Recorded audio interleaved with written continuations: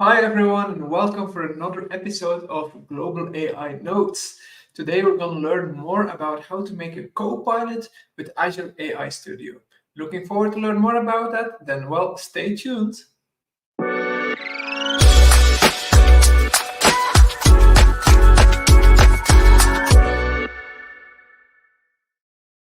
Well, just as every week, we are inviting a guest to help us understand a particular topic, and this week we invited Nabila Babar. Hi, Nabila. Good morning to you. How are you doing?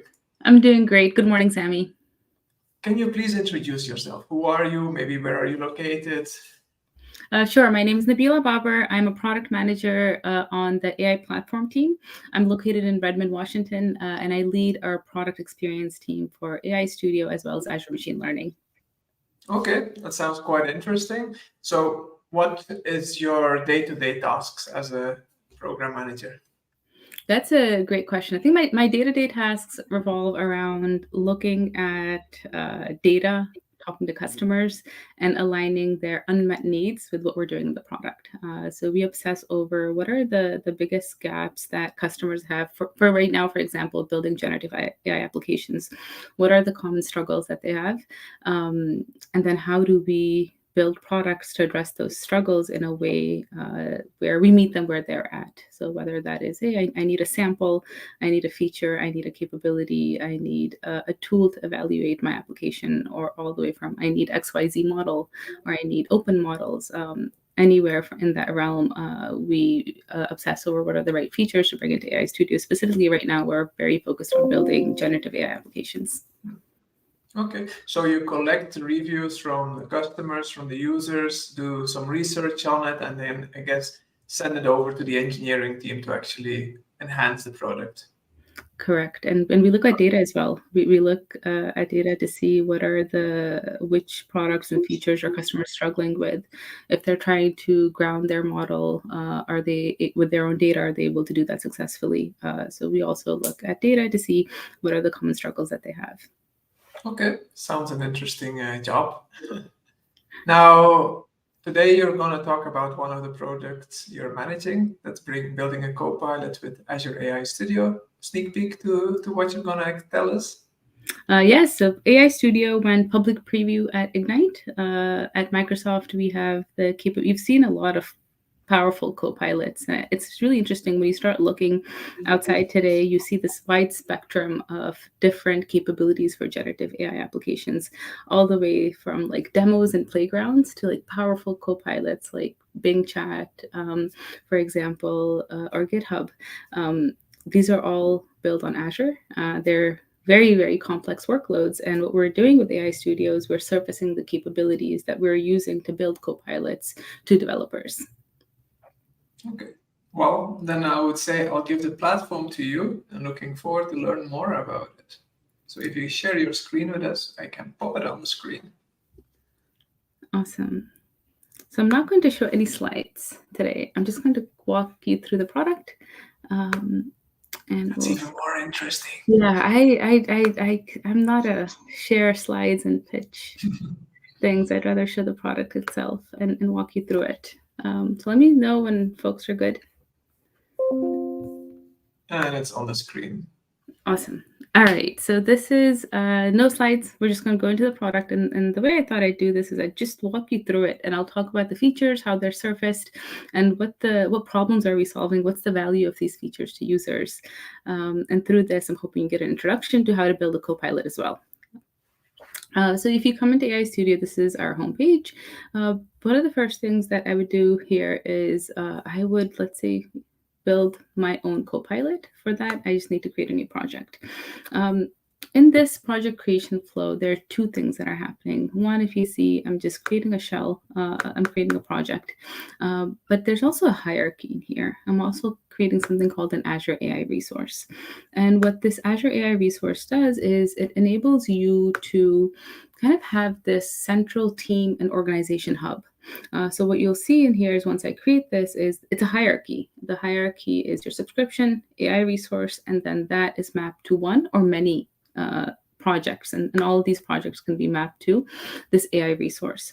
The benefit of that is I can then I can federate common assets within my organization. I can say, hey, this project has access to XYZ connections or models or this data set. Here are the members that I'm going to add at the org level, and here are the members that I'm going to add at the project level. So it gives you a level of governance and management within an organization. So let's see that in action a little bit. I'm going to go back and I'm going to go to a project that I've already created. Let's go to this one. So this is a project creation flow. I went through that. And if you look in this settings tab, this is where you're seeing that relationship shine. So for example, here, I'm in the project settings right now. So here I'm seeing all of the folks that have access to my project. And I can assign different roles to them. For example, I'm the owner, so I can add additional folks to my project. Actually, this is my boss. He's, let's say, an Azure AI developer. He cannot add additional additional folks to my project, but he can use my project and he can build flows in here. He can play with the playground. He can use the models that I have, but he cannot add additional members, for example. Here, you're also seeing all of the common infrastructure that's used within this project. This I can share as well. And here you can see all of the connections that I have. So we're centrally managing all of your different connections. As you can see here, I've connected to many different Azure OpenAI connections, as well as cognitive search as well, because for us to ground our model with our own data, we're using Azure AI Search to do that. So you can see that connection being created in here as well. When I create a connection, I can define whether I want that connection to be available just to my project or to the entire AI resource. So let's take a look at what that AI resource looks like. That's within the Manage tab. So if I click here, this is the AI resource that this project is a part of. And this is going to take me into the Manage tab. And now this is where you do your organization level, management. So here, for example, you can see within this AI resource that we had, which was Nabila Babar AI copilot, here I have multiple projects in here. So I can see all of the different projects that are grouped within here. I can see permissions here as well. So at this level, I'm able to manage permissions. When I create a connection here, I can go ahead and I can say that this connection is either available to a subset of the projects, or I'm going to share that connection or that with all of my projects, for example. So this is really great because it gives you a way to have multiple levels of control that really works well for larger organizations. You can also manage your compute resources in here as well at an organization level, connections, policies, and then you can view billing as well. So that is a little bit of how we're managing and bringing things together, right? Which is important to look at in the beginning when you're getting started. But let's say now we want to go back into that project and you want to see, how am I going to build this copilot and how am I going to build a proof of concept? So the goal of AI Studio, we have two goals in here. One, we want to surface the capabilities that help you build a quick POC within here. And then the second goal is we want to get you to code as soon as possible. So in here, for example, the project that I'm building, I just created a new project. And here is open project in VS Code Web. So this is a developer-focused product. So everything that you're doing in this UI, you can transition this to code. And what that does is if I click on this open in VS Code Web, it's both web and desktop. And I can actually show you that. It'll transition you to VS Code. And this is where you'll be able to have your compute resources. So you'll have your both your prompt flow runtime in here as well as any other compute resources that you're using to run your workload that will automatically be configured in here. You'll have a tab for code, tab for data, as well as share components within the folks that have access to your project and your resources within that AI resource. So we're translating that POC within code for you directly by bringing over the assets you build in AI Studio directly to code within this experience, both for VS Code Web as well as desktop. All right, so that is the VS Code Web experience. Now let's go to this project. One of the things that I did as a part of creating that project is I connected to an existing Azure OpenAI resource. And the benefit of that is when I connected to my existing Azure resource, all the data within that project already available for me to use. I didn't have to redeploy everything. So these are just all of the different deployments. I have some embedding models in here. I have GPT-3.5 Turbo model, GPT-4 model that I can just go ahead and start using. Also within here, you can manage your quota as well. So for example, let's take a look at this GPT-3.5 Turbo model. And if I edit this,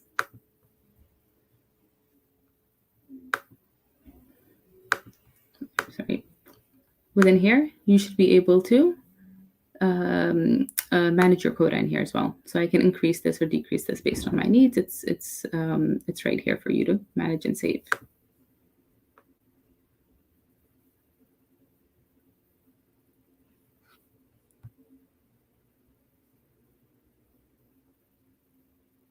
Okay, so I just increased my quota a little bit. Now let's go back to the playground and try these models. This is your project playground. This is a great place to get started. And here, really, you're going to be able to get a feel for working with these models. One thing I also wanted to show you, actually, I'm going to go to a different project because I think I have that within here as well, because I had a few other, I wanted to show image as well, and I had those models deployed in a different project. So if I go to this playground, so here you'll see within my deployments, I have DALL-E 3 as well. I thought that would be a fun thing to show folks. All right, so within my playground, we're back in here. This is where we're just getting a feel for how these models work. Here is your system message. The system message is telling your application how to behave. And in this example, we're just saying, hey, you're an AI assistant that helps people find information.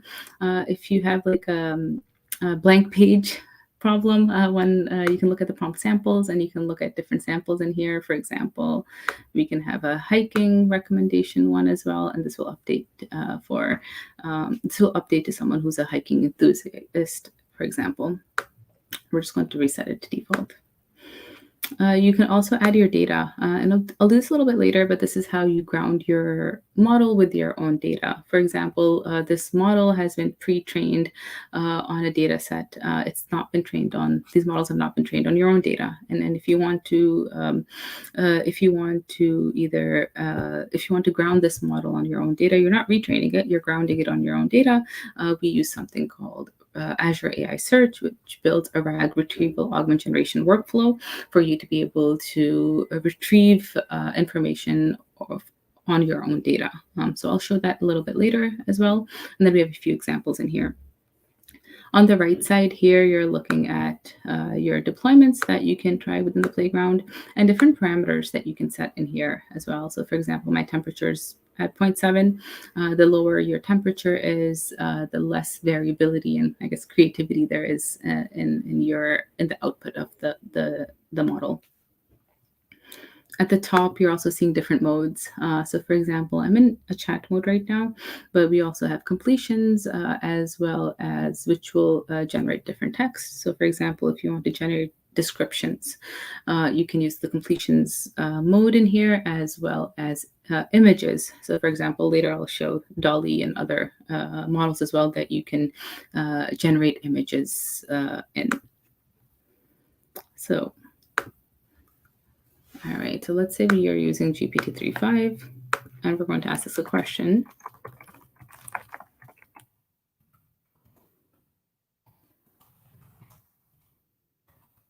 So this question is very specific to my company data. There's no trail walker hiking shoes that the model has been pre-trained on. So if I ask this question, it's not going to know. And you can see that because it doesn't have access to real-time pricing information. So what we can do here is you can add your own data source. So here it can be as simple as I'm just going to upload a few PDF files, or you can go ahead, you can connect it to your blob storage. I've done something a little different.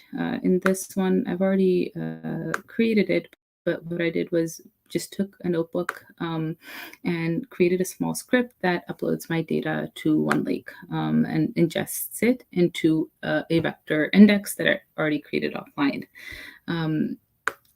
Here you're also seeing if to enable vector search, you have to select an embeddings model. So again, this is something that I had in my deployments, and here I'm selecting an embedding model.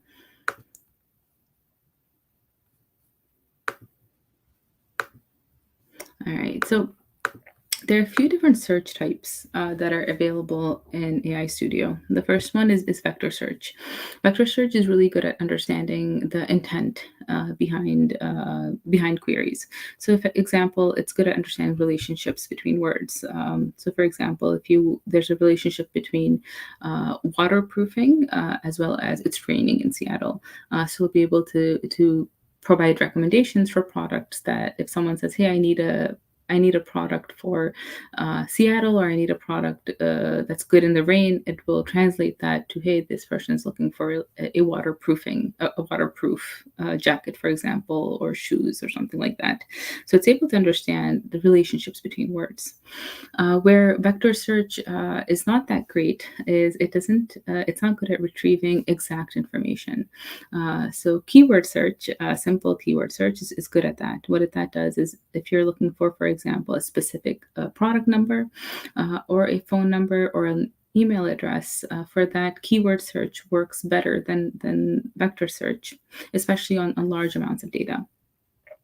So with hybrid search, what you could do is it combines both vector as well as keyword search together for you to be able to, if the user's asking for something that's a little bit more related to intent, it's able to translate that. But if the user's asking for a very specific product number or like a customer service phone number or email address, it's able to retrieve that as well. At the bottom, you're seeing a hybrid plus semantic. What that does is it builds on top of both of these. And with the semantic search, what it does is it pretty much just ranks it.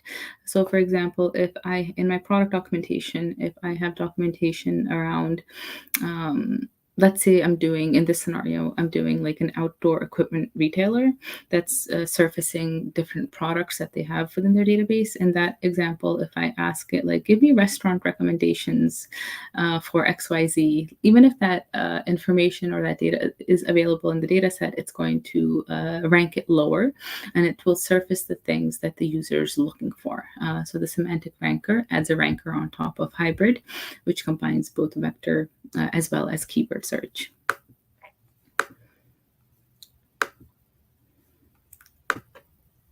So once I save this here, now you can see this model, GP35 Turbo model, has been kind of grounded with my data set. So this time, if I ask it the same question, it should give me this answer.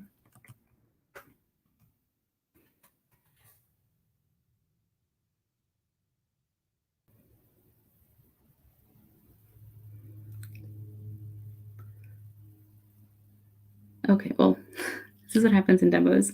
There's an error in here, but it should right now, and it should give me it should retrieve the documentation and should give me that answer. This is the answer that I'm looking for. We can try it again.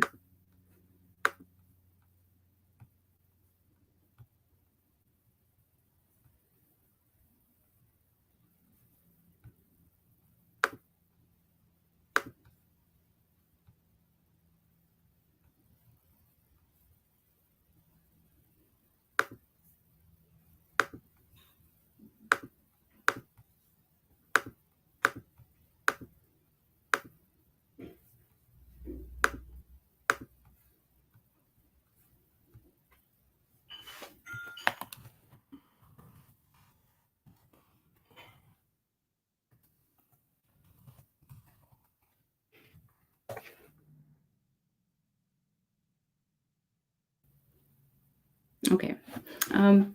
Here you can see it was able to retrieve that information for me, and you can see that it's saying the Trail Walker shoes cost $110. And it's also able to reference the product information for me. So for example, here you can see, make this a little bigger for you. Here you can see this is the exact product document. What I had done within that vector index is I added a bunch of different product documents in there. One of those was product item number 11, and here you're seeing that it costs $110. one other thing that we've also enabled in here, let's say, since we're looking at a chatbot scenario in here, if you ask the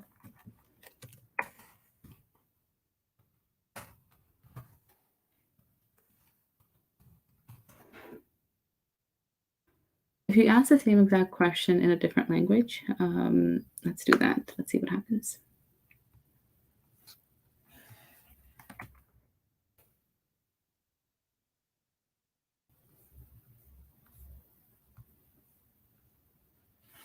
Here you're seeing it's giving you a response, even though the source documentation was in English. So we've enabled multilingual responses when retrieving this information. All right, so this is a pretty simple example. It's a simple example of taking a set of product information, grounding it with your data. The benefit of also using vector search is that it isolates your data from the internet. So this data is completely isolated, especially the enterprise data.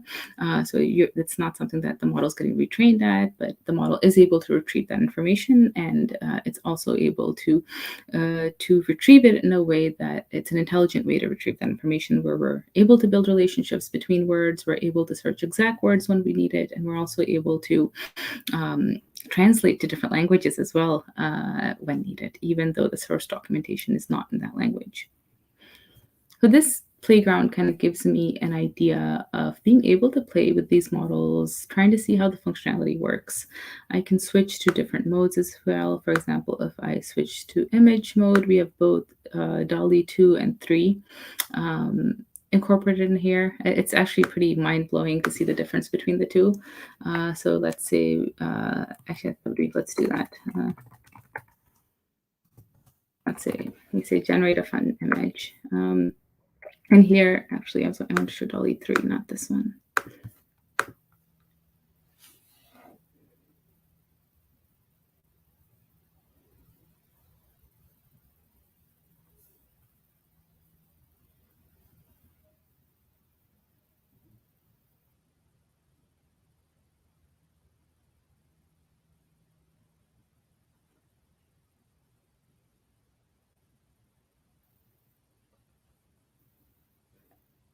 So here you can see different images being created for me. And again, I can have different parameters in here that I can play around with, and it gives me a feel for how these models work. I can compare DALL-E 2 to DALL-E 3 in here as well, and there's actually a pretty big difference in those.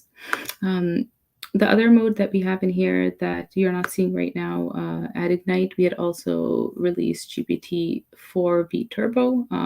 That GPT-4 enables you to add in videos as well. So you can upload a video and you'll be able to, for example, you'll be able to draw insights from that video. It could be something like, hey, I want you to look at this video and I want you to identify how many dents there are in a car.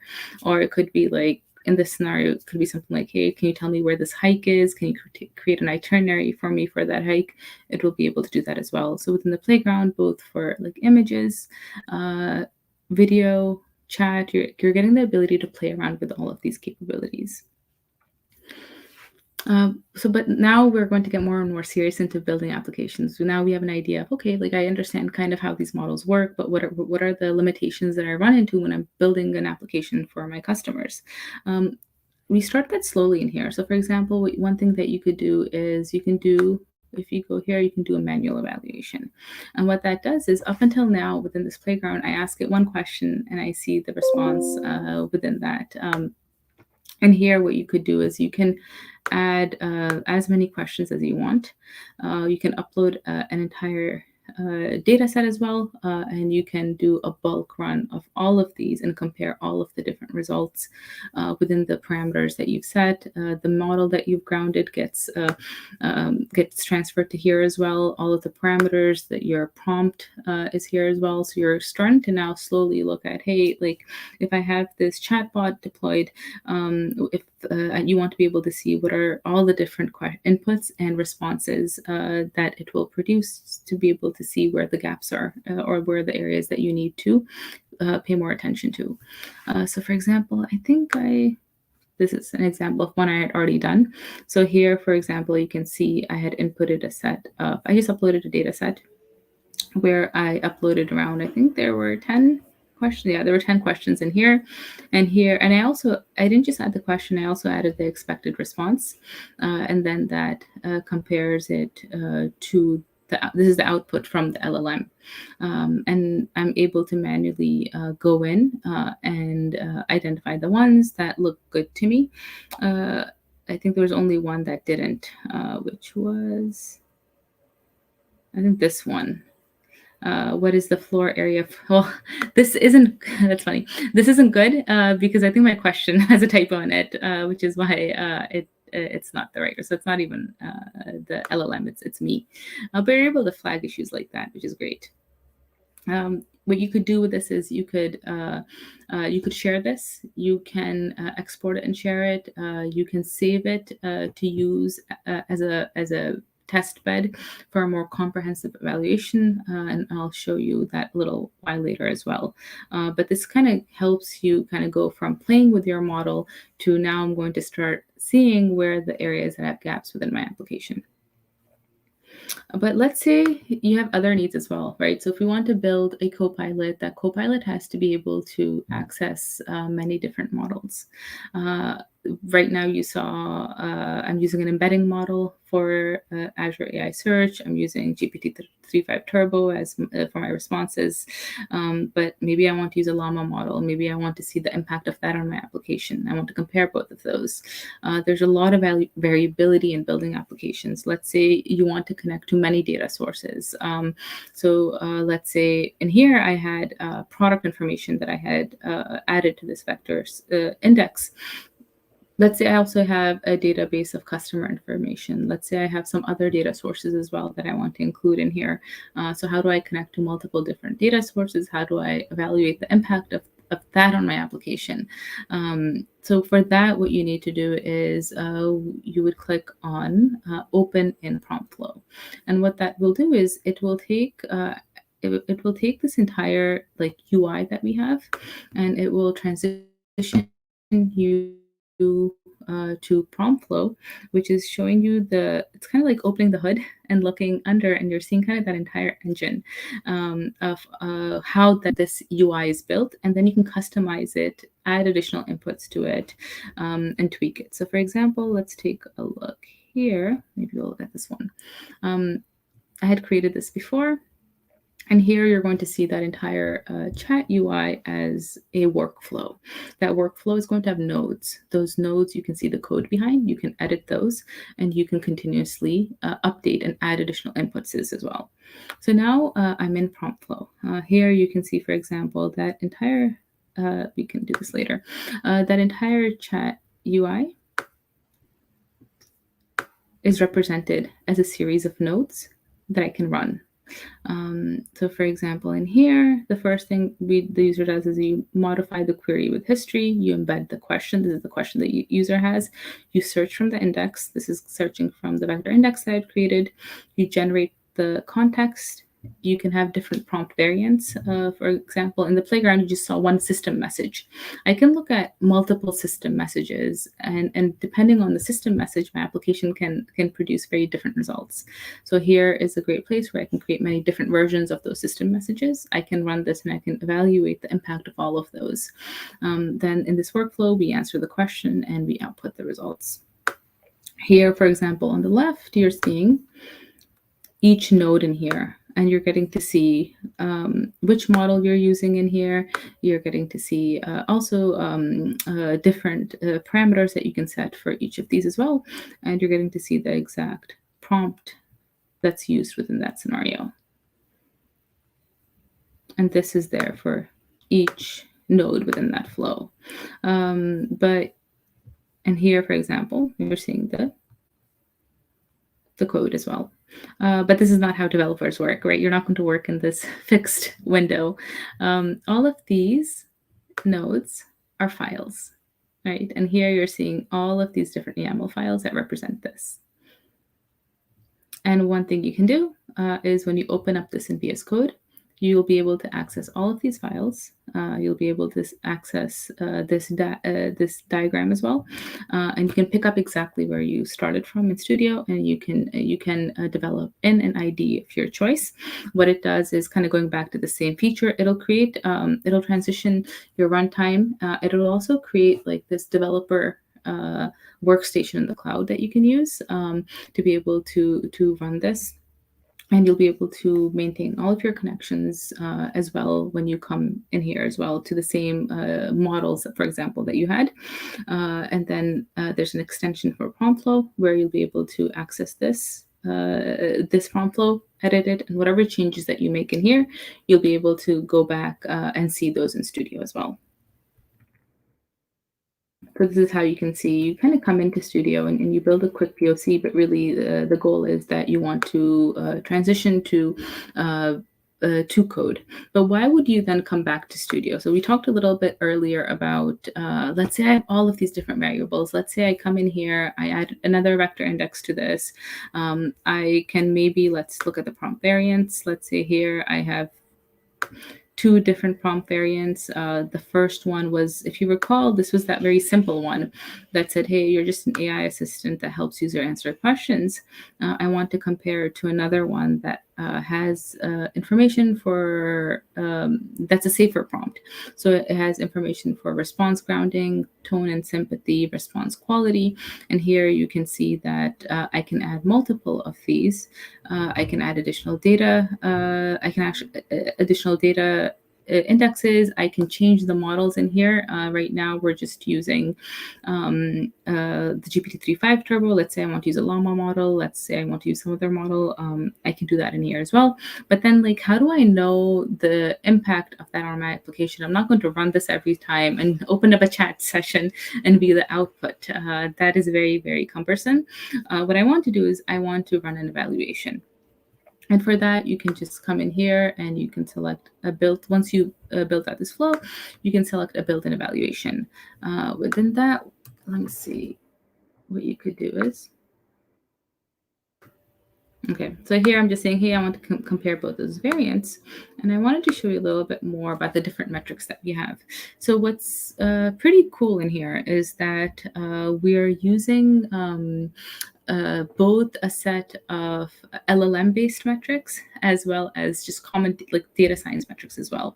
So for example, a lot of these are GPT assisted. So groundedness, what it does, it measures how well the model's generated answer aligns with the input source. So I would give that, I would create it, when I had created my data set, I would say, hey, here is the ground truth.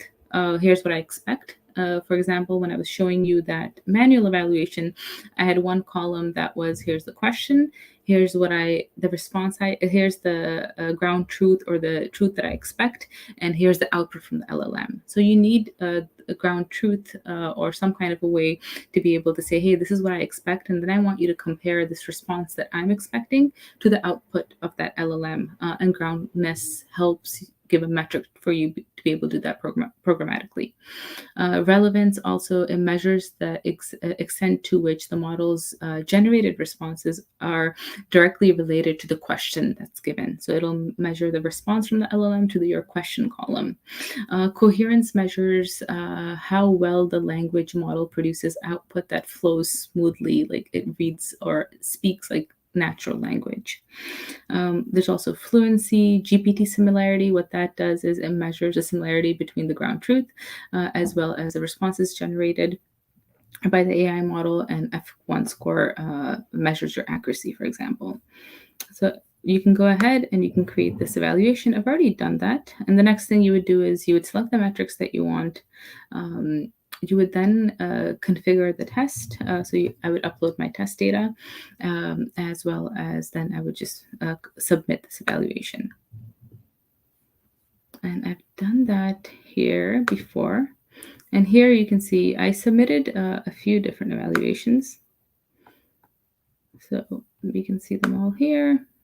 These are all of my different evaluation runs. And what I can do is I can compare these. So for example, here, since I viewed all of those, this was my initial baseline. And when I was running this, I looked at groundedness, retrieval score, and relevance for some of them. Others, I had looked at all of the different metrics. So you're seeing different metrics here based on which evaluations I was doing at the time. But I have one view where I can compare all of them. So here, for example, for each variation of my application, I can see each metrics and I can compare those. So in here, for example, you can see in here, variant 0 has a little bit lower groundedness. And so did this variant as well. And let's say you want to debug more. Here you can see data index 1. So each row within my data set, I had 10 questions in here, if you recall. Each row is represented as a data index. So here you should have around 10, I think we have around 10 questions. Yes, so we have around 10 questions, 10 rows in here. So what it then does is at the top, you're seeing kind of these high level metrics within the overview section. Below that, you're able to see for each index, you're able to see metrics for every single question and answer that was in my data set. So for example, I'm able to see all of the different metrics for every single question that was in my data set, what the input question was, what the input answer was, what document was retrieved, what was the score that was calculated for those. And I can go ahead and troubleshoot this in here as well. And let's say I want to drill further and further into this. You can also view, I have my manual evaluations is here as well to compare with. But kind of what's pretty cool about this is I can also view, let's say I want to see this one.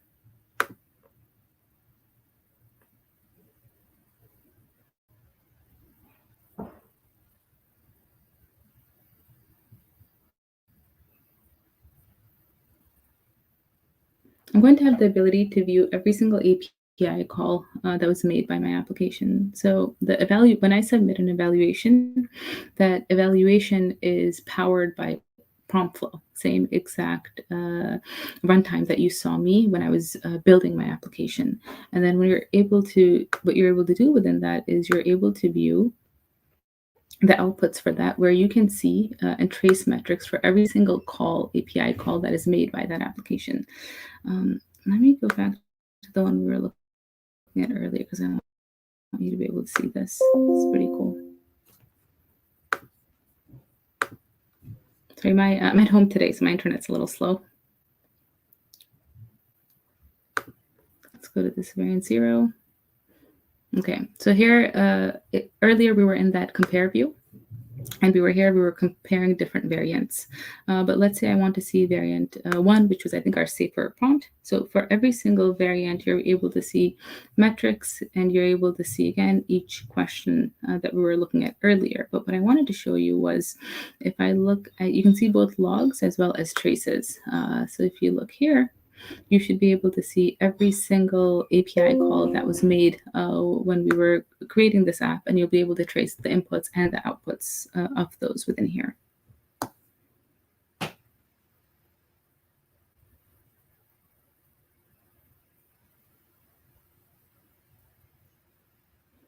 So this is what I wanted to show you. So for example, here you're seeing for each metric, you're seeing all of the different inputs, how many tokens were used, the duration of that, and you're also going to be able to see all of the outputs of that as well. So the output of our GPT groundedness was 4.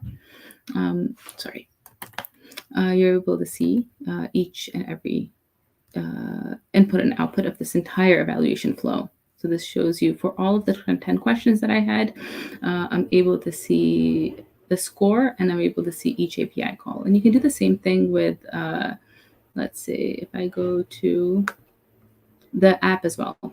So for example, if I go to the actual run, I'm able to see that entire flow that I had, and I can see traces for every single call that's made by each of these flows, and this helps me debug.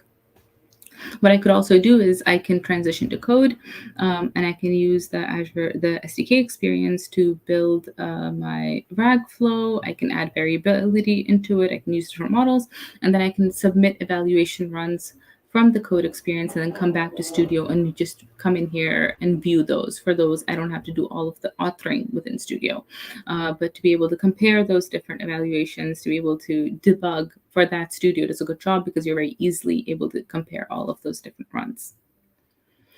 All right, so we talked a lot about variability. What are the next thing I want to show is what are the different inputs into that variability.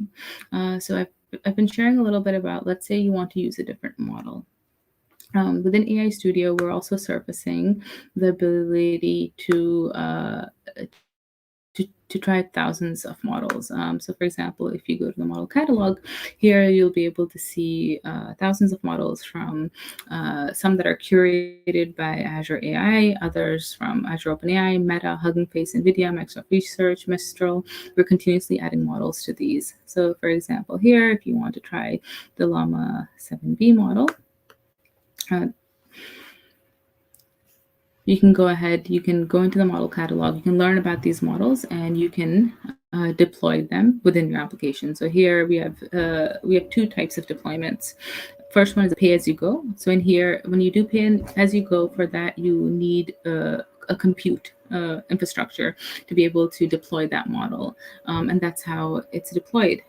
However, we also have with real-time endpoints, you need that. We've also introduced a managed service. So I said that oppositely. What I meant to say was with real-time endpoints, what you can do is you can just deploy to an endpoint, and what you need for that is a compute instance. You need enough code and you need a compute instance to be able to do that. But with pay-as-you-go, what we've done is we've enabled a managed service for a select set of models. Those include Llama models, where you can go ahead and you just call this, you just get your API key. And you can go ahead, create a connection, and use that within your project. And that makes it easy for you because then you don't have to manage the compute infrastructure required to run these models. You just get your API key and you can go ahead and do that. We've enabled that both for deployment as well as fine-tuning. So you probably saw the fine-tuning tool within the project earlier. I didn't spend a lot of time on it, but we can pause here and talk about it. You may want to fine-tune if you want to introduce bias into your application. So for example, within these apps, the area that I'm spending a lot of time in was that system message, right? At some point, like within that system message, maybe let's say you're not able to let's say you have like specific medical terminology and you're not able to have all of that information within that system message. For that, what you may want to do is you may want to fine-tune a model with medical terminology that will introduce that bias into your application. And you want that because you want it to be trained on specific medical terms, legal terms, for example. Those are good scenarios. For those, you can fine-tune any of our base models. And again, you would fine-tune them, then you would deploy them and use them within your application. So here, for example, within the model catalog, this just gives you an idea of all of the different models that you have that you can be exposed to and try within your application. And we're continuously adding models to this. All right, so we talked about model catalog. We talked about orchestration. I'm trying to see what else we do. I do want to talk about a few other things, actually. Let's talk about deployment and monitoring. So let's go back here. Okay, so let's say we build our application. We've included the right models that we have. We've done evaluations and we picked the best app that we want to deploy. And we've gone ahead and deployed that. Once you deploy it, you're going to be able to see that deployment within your deployments page that you have. So you get to see both your model deployments here. And for example, here's that connection, the Azure OpenAI connection that I had to my project. I can see all of the different models in here. But here I can also see the different endpoints that I create. So what I do is I'll take that flow and I'll deploy it to an endpoint. And then I'm going to be able to see all of those endpoints that I've deployed to here as well. And what I can do in here is when I deploy to an endpoint, I can enable monitoring for these. For example, let's take a look at this one. I'm not sure if I've enabled monitoring for it, but at least we can talk through it. So here within your deployments, what you can see is you can see each app deployment in here. You can test your app deployment to an endpoint. You can enable monitoring for it. And then you can also enable or configure content safety for it as well. So for example, here you're seeing that a prompt flow that I deployed to an endpoint. And here I can get, for example, the endpoint URL.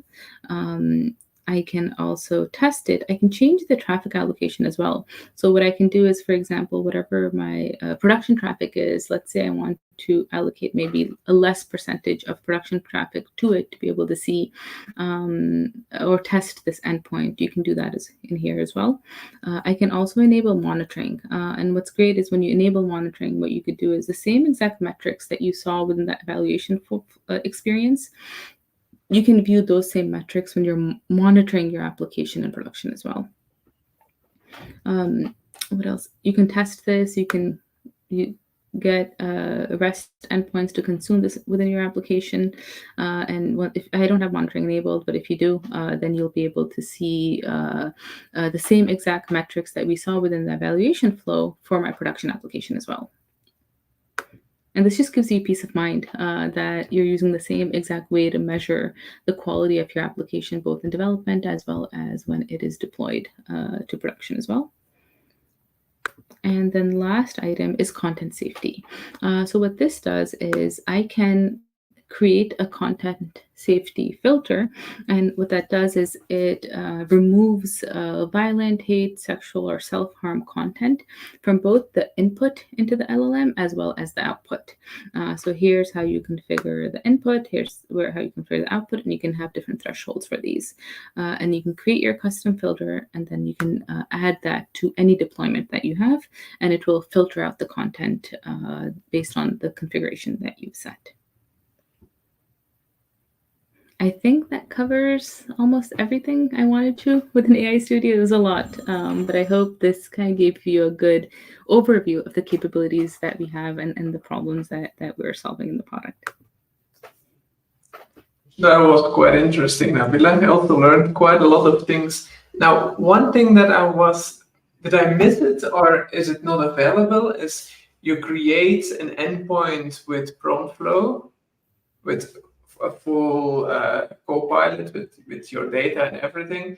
Now, imagine I want to put that in as a Teams bot or on my website. What steps do I still need to do? For that, you would have to create some kind of, I didn't cover it in here, but you could do that. We have users doing that. For that, you may want to use some kind of like a Power Apps plugin or a Teams plugin to be able to do that. I think with AI Studio, where you're getting at is you're getting to deploy your app and you're getting an endpoint, and then you can consume that endpoint in any application. It can be a mobile application, it can be some other web application, or it can be in some other collaboration tool like Teams as well. Okay, all right. Now, what you showed us in the demos was mostly based on Gen AI. I saw on the site we also had the classic, let's call it still the cognitive services, although it's now called the AI services. Is the AI Studio also for the classic data scientists? So, great question. We are bringing one of the things that a lot of times customers are confused about is that they have all these services. Right. I don't know which service to use for what. So one of the other goals for AI Studio also is to be able to surface all AI capabilities that we have within the company in an interface that makes sense to the user. So we're taking on that burden of which service you should use for what, and that is a journey that we'll go through. So right now you're seeing a lot of the cognitive services previously that were available, things like Speech Studio or Custom Vision are all getting integrated into AI Studio. And then same for Azure Machine Learning as well. This entire AI Studio platform is built on Azure Machine Learning. So for example, when you see a project in AI Studio, if you go to Azure Machine Learning, you're going to see it as a workspace. you'll be able to see the prompt flow. You'll be able to see all of the different assets that you have within Azure Machine Learning. So over time, you're also going to see more of those assets being exposed within AI Studio as well.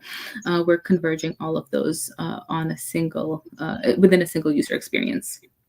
Okay, cool. That will be nice to have everything in one spot. Nabila, thank you very much for your time. It was a pleasure having you on the show. We hope to hear more from you in the future, that you can bring us more updates about the AI Studio and everything is in the Azure AI Studio. But for now, I wish you a nice rest of the day since you're still in the morning hours. Next week, on Monday, the 29th, let me check. Yes, no, Tuesday, sorry. Monday. Ah, man. Next week, Monday at 9 a.m. UTC time, we will have another topic where we will talk about transform RAG, so RAGs and search with Azure AI document intelligence. So this is also quite interesting. I'm looking forward to that session. So with that, I wish you all a pleasant day. Thank you for joining us in quite a big number. So we're very glad to have you all on board today and see you all next time. Bye-bye. Bye bye. Thank you, Sammy.